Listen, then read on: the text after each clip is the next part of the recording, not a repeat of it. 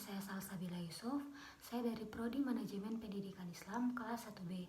Jadi, dalam pembuatan video ini saya akan menjelaskan materi ke-8 yaitu tentang epistemologi. Epistemologi dari bahasa Yunani episteme yaitu pengetahuan, dan logos ilmu adalah cabang filsafat yang berkaitan dengan asal, sifat, karakter, dan jenis pengetahuan. Topik ini termasuk salah satu yang paling sering diperdebatkan dan dibahas dalam bidang filsafat. Misalnya tentang apa itu pengetahuan, bagaimana karakteristiknya, macamnya, serta hubungan dengan kebenaran dan keyakinan. Epistemologi atau teori pengetahuan yang berhubungan dengan hakikat dari ilmu pengetahuan, pengandaian-pengandaian, dasar-dasarnya serta tanggung jawabnya atas pertanyaan mengenai pengetahuan yang dimiliki oleh setiap manusia. Pengetahuan tersebut diperoleh manusia melalui akal dan panca indera dengan berbagai metode, diantaranya metode induktif, metode deduktif, metode positivisme, metode kontemplatis, dan metode dialektis. Menurut para ahli, pengertian epistemologi atau teori pengetahuan ialah cabang filsafat yang berurusan dengan hakikat dan lingkup pengetahuan, pengandai-andaian dan dasar-dasarnya serta pertanggungjawaban atas pernyataan mengenai pengetahuan yang dimiliki. Secara linguistik, kata epistemologi berasal dari bahasa Yunani yaitu kata episteme dengan arti pengetahuan, dan kata logos berarti teori, uraian, atau ulasan. Secara terminologi, epistemologi adalah teori mengenai hakikat ilmu pengetahuan atau ilmu filsafat tentang pengetahuan. Masalah utama dari epistemologi adalah bagaimana cara memperoleh pengetahuan. Sebenarnya seseorang baru dapat dikatakan berpengetahuan apabila telah sanggup menjawab pertanyaan-pertanyaan epistemologi. Artinya, apa pertanyaan epistemologi dapat menggambarkan manusia mencintai pengetahuan. Hal ini menyebabkan eksistensi epistemologi sangat urgen untuk menggambarkan manusia berpengetahuan, yaitu dengan jalan menjawab dan menyelesaikan masalah-masalah yang dipertanyakan dalam epistemologi. Makna pengetahuan dalam epistemologi adalah nilai tahu manusia tentang sesuatu sehingga ia dapat membedakan antara satu ilmu dengan ilmu yang lain. Epistemologi menurut para ahli yang pertama, Abdul Munir Mulkan, segala macam bentuk aktivitas dan pemikiran manusia yang selalu mempertanyakan dari mana asal muasal ilmu pengetahuan itu diperoleh. Yang kedua, Mujamil Komar, bagian ilmu filsafat yang secara khusus mempelajari dan menentukan arah dan kodrat pengetahuan. Yang ketiga, Anton Baker, yaitu cabang filsafat yang berurusan mengenai ruang lingkup serta hakikat pengetahuan. Yang keempat, Ahmad Charis Jubair, suatu ilmu yang secara khusus mempelajari dan mempersoalkan secara dalam mengenai apa itu pengetahuan, dari mana pengetahuan itu diperoleh, serta bagaimana cara memperolehnya.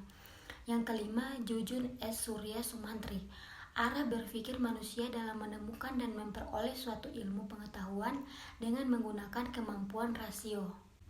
Objek dan tujuan epistemologi.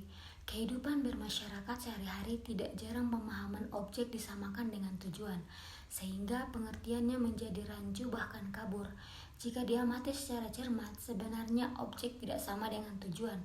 Objek sama dengan sasaran, sedangkan tujuan hampir sama dengan harapan. Meskipun berbeda, tetapi antara objek dan tujuan memiliki hubungan yang berkesinambungan, sebab objeklah yang mengantarkan tercapainya tujuan. Sebagai subsistem filsafat, epistemologi atau teori pengetahuan yang untuk pertama kali digagas oleh Plato ini memiliki objek tertentu. Objek epistemologi ini menurut Jujun Surya Sumantri berupa segenap proses yang terlibat dalam usaha kita untuk memperoleh pengetahuan. Jacques Martin mengatakan, tujuan epistemologi bukanlah hal yang utama untuk menjawab pertanyaan, apakah saya dapat tahu, tetapi untuk mengemukakan syarat-syarat yang memungkinkan saya dapat tahu. Hal ini menunjukkan bahwa tujuan epistemologi bukan hanya untuk memperoleh pengetahuan, kendati pun keadaan ini tak bisa dihindari, akan tetapi yang menjadi pusat perhatian dari tujuan epistemologi adalah Hal lebih penting dari itu yaitu ingin memiliki potensi untuk memperoleh pengetahuan. Rumusan tujuan epistemologi tersebut memiliki makna strategis dalam dinamika pengetahuan. Rumusan tersebut menentukan kesadaran seseorang bahwa jangan sampai kita puas dengan sekedar memperoleh pengetahuan tanpa disertai dengan cara atau bekal untuk memperoleh pengetahuan. Sebab keadaan memperoleh pengetahuan melambangkan sikap pasif, sedangkan cara memperoleh pengetahuan melambangkan sikap dinamis. Selanjutnya, landasan epistemologi. Landasan epistemologi ilmu disebut metode ilmiah, yaitu cara yang dilakukan ilmu dalam menyusun pengetahuan yang benar. Metode ilmiah merupakan prosedur dalam mendapatkan pengetahuan yang disebut ilmu. Jadi, ilmu pengetahuan merupakan pengetahuan yang didapatkan lewat metode ilmiah. Tidak semua pengetahuan disebut ilmiah, sebab ilmu merupakan pengetahuan yang cara mendapatkannya harus memenuhi syarat-syarat tertentu. Syarat-syarat yang harus dipenuhi agar suatu pengetahuan bisa disebut ilmu yakni tercantum dalam metode ilmiah. Selanjutnya, mengenai epistemologi menurut pandangan beragam aliran filsafat di dunia. Yang pertama, epistemologi idealisme. Epistemologi idealisme ini meniscayakan kurikulum yang digunakan dalam pendidikan pun lebih berfokus pada isi secara objektif, menyediakan beragam pengalaman belajar sebanyak-banyaknya pada subjek didik untuk mampu menggerakkan jiwanya pada ragam realitas yang akan menjadikan cara berpikir dan analisisnya terhadap keseluruhan realitas pengalamannya. Yang kedua, epistemologi realisme.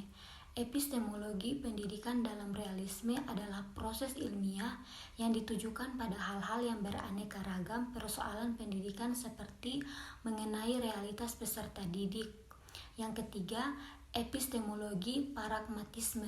Menurut kaum pragmatisme, tidaklah dikatakan pengetahuan jika tidak membawa pada perubahan bagi kehidupan manusia. Jadi, nilai pengetahuan dilihat dari kadar instrumentaliannya yang akan membawa pada akibat-akibat baik yang setelah atau yang akan dihasilkan oleh ide pikiran dalam dunia pengalaman nyata. Yang keempat, epistemologi eksistensialisme. Epistemologi eksistensialisme adalah suatu eksistensi yang dipilih dalam kebebasan.